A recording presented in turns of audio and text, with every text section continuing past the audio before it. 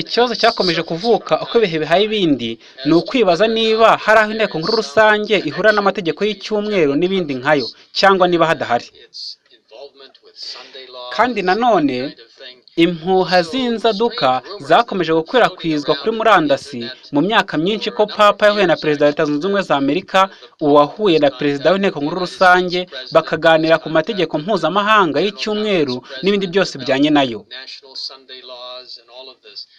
Ndashaka kubabwira ko ibi ngibi ari ibinyoma byambaye ubusa, ntabwo ari ukuri. Abantu bari ahantu runaka bitekerereza ibintu bakabishyira kuri murandasi maze abantu bakizera ibyo basomye.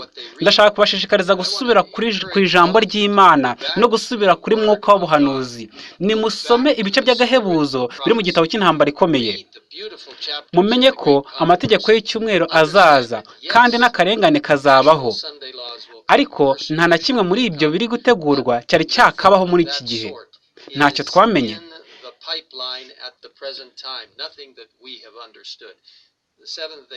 Itorero ry'Abadiventisti b'umunsi wa karindwi rirashikamye, bavuga ku mugaragaro nta rwikekwe umudendezo w'idini n'umudendezo w'umutimanama.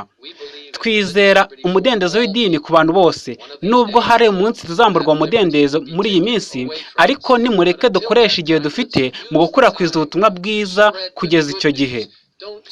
Ntimugakwirakwize ibihuha, ntimugakwirakwize ubutumwa budatunganye, ahubwo nimukwirakwize ukuri, nibwo Umwuka Wera azabafasha kubisohoza. Imana ihe umugisha buri wese muri mwe, kandi ntugire ubwoba ku by'ahazaza. Nimwishyire mu biganza by'Imana, nayo izabarinda kabone nubwo mwanyura mu bihe biruhije. Mbashimiye uburyo muhamya Umwami. Imana ibahe umugisha.